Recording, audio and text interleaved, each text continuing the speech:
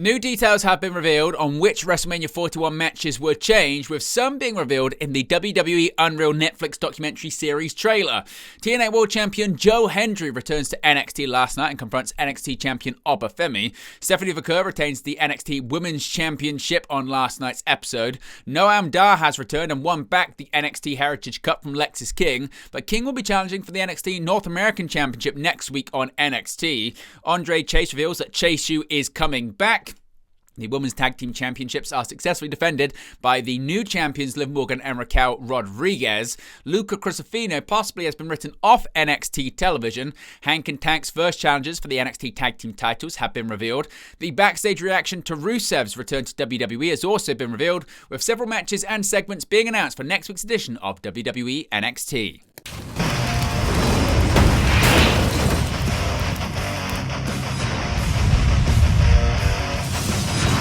Hey guys, welcome back to Wrestling News 365. Hope everyone is doing very well. As always, there are plenty of news stories to get into in the world of professional wrestling. A reminder, you can subscribe. We're over 21,316. That's right, Austin 316 number. If you haven't already, be sure to subscribe as we go towards our goal of 25k. You can also join the Wrestling News 365 roster. Links in the video description. It's also in the sidebar. You can scan the QR code when it appears and also click the join button. Whilst you're looking at the sidebar, you can see all upcoming watch-alongs and post shows we've got here live on the channel in the month of May. We've got Double or Nothing as well as WWE Backlash. Let's give a bit of an update here when it comes to creative in WWE. After The Rock's kite bombshell interview yesterday with Pat McAfee on the Pat McAfee Show, we now know just what has changed when it comes to creative in WWE and what was moved around as we got closer to WrestleMania 41.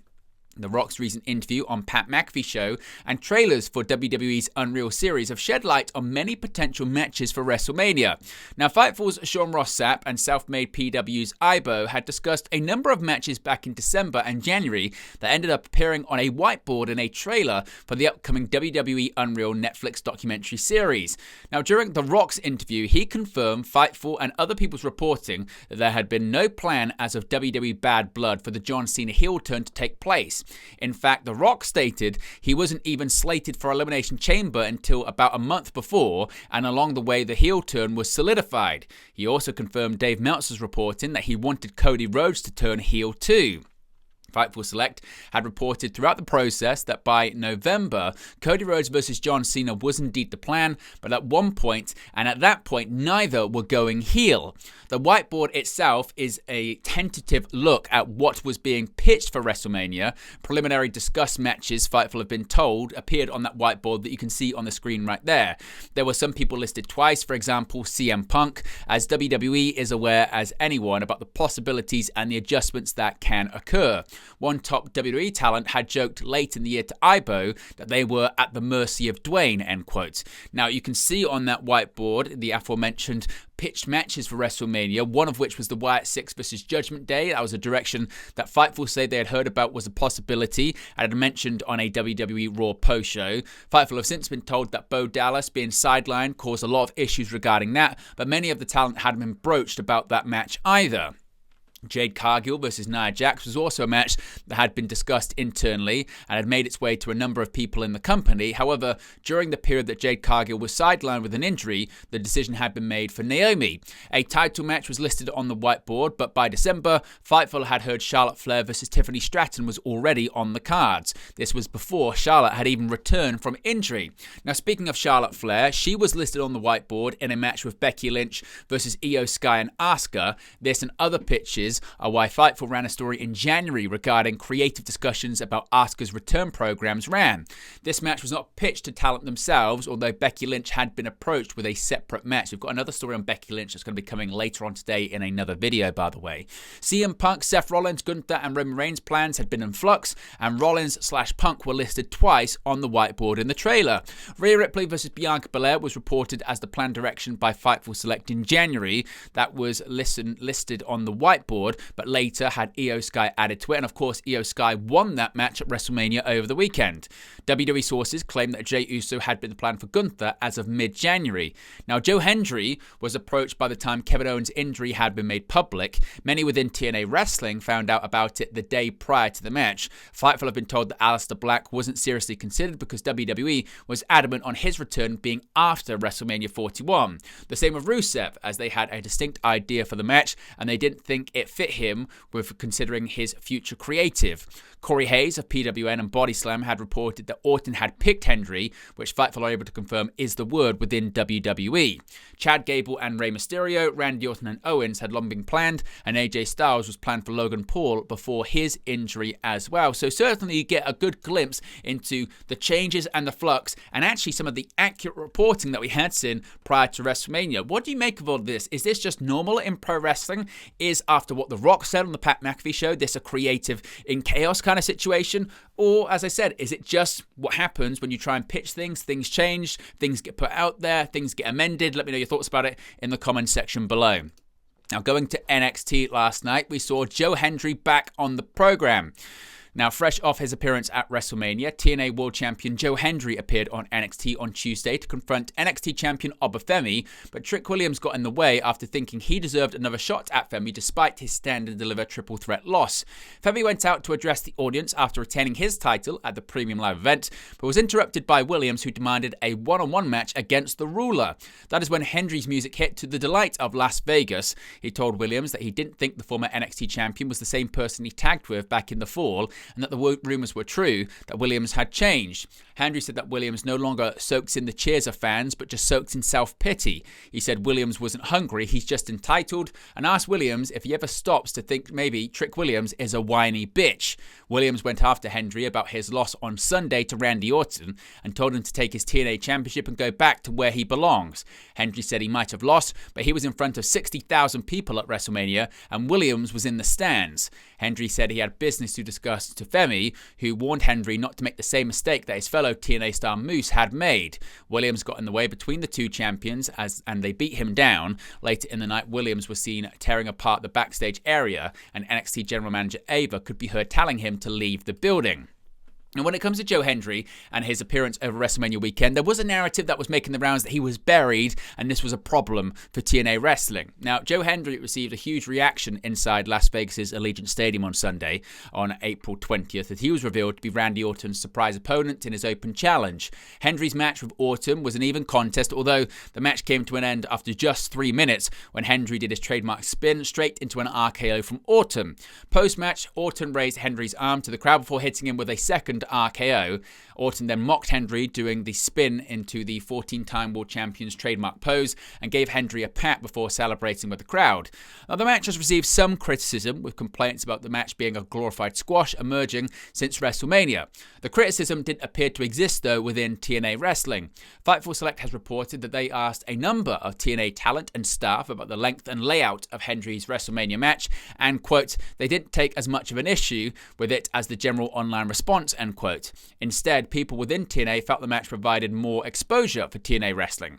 Hendry himself also disagrees that his loss was a glorified squash, telling Busted Open Radio, quote, I disagree. The offense was back and forth, whereas a squash, to me, it would have been ding ding RKO, there you go. For me, what I was thinking about, my different title reigns are defined by different things. When Josh Alexander was TNA World Champion, it was classic match after classic match. My job as TNA Champion and what defines this reign is business and getting as many eyeballs on TNA Wrestling as possible. You know who else lost quickly at WrestleMania in a similar fashion? John Cena. All of a sudden, I'm going to say I'm too good to do that. To me, that's exactly how it should have gone.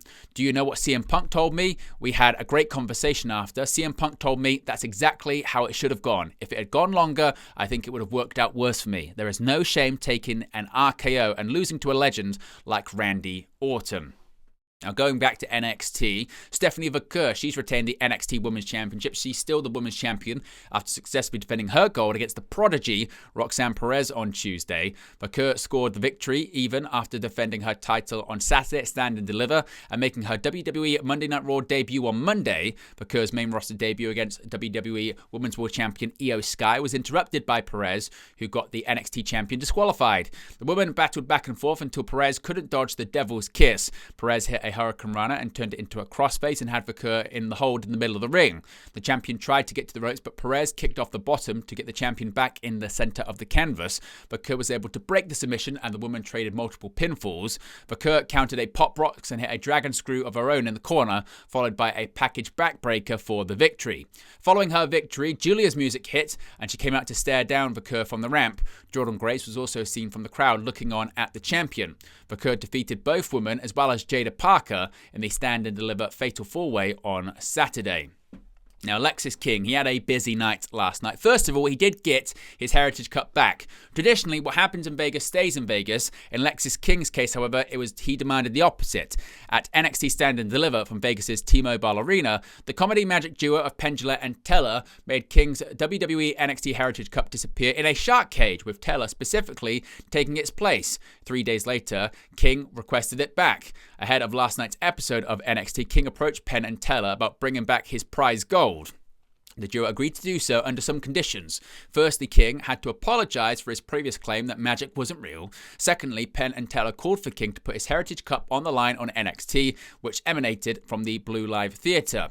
King eventually agreed to both terms, albeit reluctantly, prompting Teller to enter the cage and Penn to make the Heritage Cup reappear alongside him with some very real magic.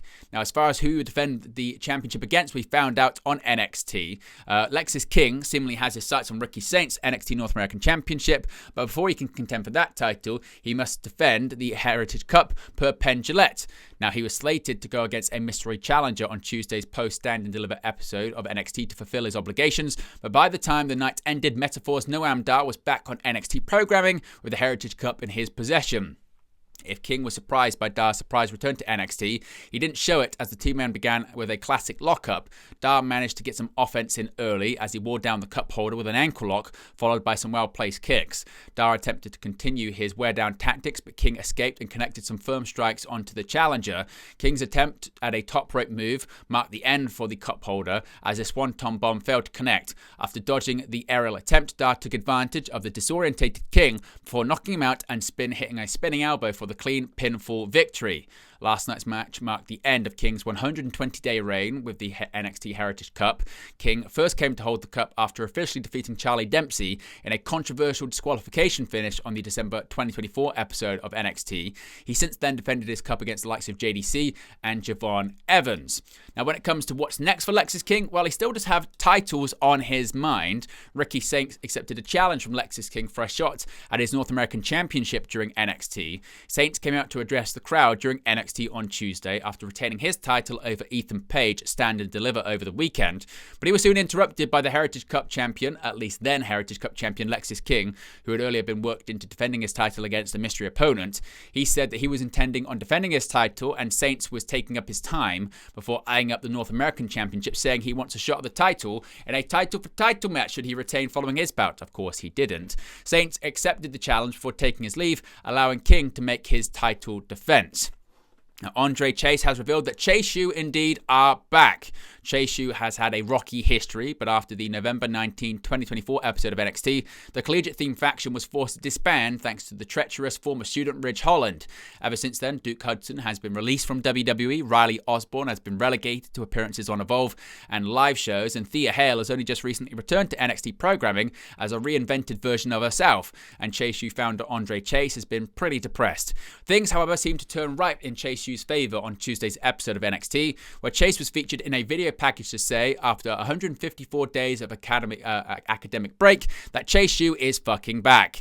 Chase's video package began with the depressed ex-professor wandering the hall, suitcase in hand. The former tag team champion entered the room and nervously turned on the lights to reveal what looked to be the university lecture hall. With shaky hands, Chase set down a briefcase on a wooden table, his fingers gingerly opening the black box latches. Chase lifted a bright red sweatshirt and the camera cut to Chase's view of the Chase U's iconic university merchandise, a bright smile crossed the ex-professor's face as he loudly proclaimed the university's revival. A brief announcement officiating the return of Chase U followed. Seeing as how Hudson has been released from WWE and Hale as a solo competitor, one can assume that an all-new lineup of willing students will be featured in Chase U's second revival. There is no word on whether Osborne will return to the main NXT programming following Chase's announcement. As of recording, no further information regarding Chase U's return, including a return date, a list of possible students, or why WWE decided to revive the faction, have been made available. Now, the Women's Tag Team Championships were on the line last night on NXT. After a roller coaster of events, Liv Morgan and Raquel Rodriguez are officially ending their WrestleMania 41 weekend on a high. In the opener of Tuesday's NXT episode, Morgan and Rodriguez defended the WWE Women's Tag Team Championships against Gigi Dolan and Tatum Paxley, who earned this opportunity by outlasting three other teams, Metaphor, Fatal Influence, and Roxanne Perez and Cora Jade at NXT Stand and Deliver. The NXT fixtures put up a valiant effort against the main roster duo, with Paxley seemingly on the verge of victory by landing a 450 splash on Rodriguez. When she attempted to pin Rodriguez, though, Morgan broke it up. Moments later, Rodriguez powerbombed Dolan, allowing Morgan to finish her off with an Oblivion for the victory.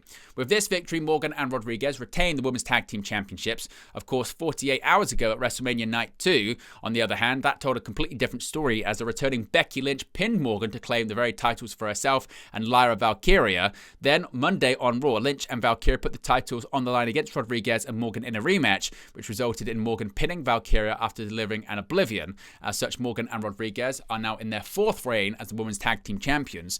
Meanwhile, the reign and partnership of Lynch and Valkyria came to a bitter end, with Lynch turning on Valkyria in the aftermath courtesy of a clothesline and 3 manhandle slams. Now, was Luca Cruino written off NXT television last night?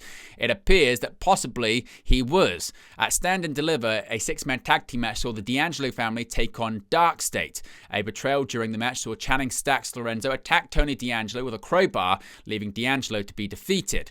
On last night's NXT, Lorenzo met in the middle of nowhere with fellow D'Angelo family member Luca Cruino, who evidently has loyalties to both Stacks and D'Angelo.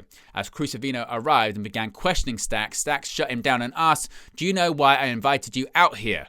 Cruino took a few seconds to respond by saying, but as the segment then cut to black. It appears Stacks may have taken out Cruino, similar to how the D'Angelo family have written people off television in the past, namely Troy 2 Dimes Donovan when he was released, and Pretty Deadly when they were called up to the main roster. Tony D'Angelo appeared in a later segment with Adriana Rizzo, who was conflicted as to whose side she should be on. D'Angelo told Rizzo she needs to hide out at a safe house while he and Stacks figure things out. Now, Hank and Tank are the new NXT Tag Team Champions, and their first opponents have now seemingly been confirmed. At NXT Stand and Deliver, Hank Walker and Tank Ledger defeated the dominant force of Nathan Frazer and Axiom to become the new NXT Tag Team Champions. Next week, they face their first pair of challengers. On last night's NXT, Yoshiki Inamura approached NXT General Manager Ava with a claim that his time in NXT would soon be coming to an end as he was due to return to Pro Wrestling Noah, where he is officially contracted to. Inamura followed up with an emotional claim of feeling bad for Josh Briggs, whom he almost won the NXT Tag Team Championships with. Feeling sympathy for Inamura, Ava then officially granted Inamura and Briggs another tag title opportunity on next week's episode of NXT, which will emanate from its usual location of the WWE Performance Center in Orlando, Florida. When Ava walked out of frame, Inamura laughed alongside Briggs, revealing his emotional display to be a ruse to secure another title shot for them. The two previously challenged Frazer and Axiom for the very titles at NXT Vengeance Day, but fell short. Last week, Inamura and Briggs had a chance to get back in the tag title picture by competing in a number 1 contenders gauntlet. Hank and Tank saw victory in that match, earning them the aforementioned opportunity at Stand and Deliver instead. Inamura's presence in NXT, as well as his partnership with Briggs, dates back to November 2024. It also comes as part of the ongoing partnership between WWE and Noah, which has produced a number of cross-promotional matches involving the likes of Shinsuke Nakamura, Tavon Heights, and others. Now, Rusev, he made his return Monday night on Raw, on the Raw after WrestleMania. Rusev made his long-awaited return to WWE on the Raw after WrestleMania 41, with the Bulgarian Brute demolishing Alpha Academy single-handedly. The former United States Champion's arrival back in the company has been on the cards for some time, with Rusev's All Elite Wrestling exit in early 2025 paving the way for his WWE return. A report from PW Insider states that many talents in WWE were happy to have Rusev back in the fold, with WWE allegedly intending to have Rusev back in the mix in a major way going forward. Members of Rusev's family were in attendance for Raw, but Lana, who has reportedly signed a WWE Legends deal, was not with them, as WWE didn't want to risk her being spotted by fans, thus giving away Rusev's surprise return. Rusev has signed a 2-year deal with WWE, with his last match in the company coming back in February 2020. Rusev's last major televised match was a victory over Andrade El Idolo at AEW World's End in December 2023, with Rusev recently dusting off his gear for a singles loss against Alberto El Patron in February 2025. And finally, we have an update on what is expected next week on NXT. 2 championship matches will take place on April 29th. First, Ricky Saints will make his second defense of the NXT North American Championship when he faces Lexis King. This match was originally going to be title versus title, but King lost the NXT Heritage Cup to the returning Noam Dar last night. Also, Josh Briggs and Yoshiki Inamura will challenge Hank and Tank for the NXT Tag Team Championship. Rounding out the announcements for the card, Tony D'Angelo and Channing Stacks Lorenzo will have a confrontation after Lorenzo betrayed D'Angelo at NXT Stand and Deliver. Stacks took Luca Cruino, the Tony D'Angelo family's consigliere, out to the desert on April 22nd. But there you go, guys, the latest pro wrestling news for you. Be sure to smash a like on the like button. Be sure to subscribe. As you can see right there, we're getting closer to 25k. So if you haven't already, be sure to subscribe and we can hit that 25k target. You can also join the WN365 roster. Links in the video description, or you can scan the QR code when it appears on the sidebar. Appreciate everyone for tuning in, and I'll speak to you again very, very soon. Hey guys, thank you for watching, listening, streaming, or however you come across this video today. Be sure to click on the video on the right there to watch our next video, or click the bottom there to subscribe, or the bottom right hand corner. Thank you very much, and I'll speak to you again very soon.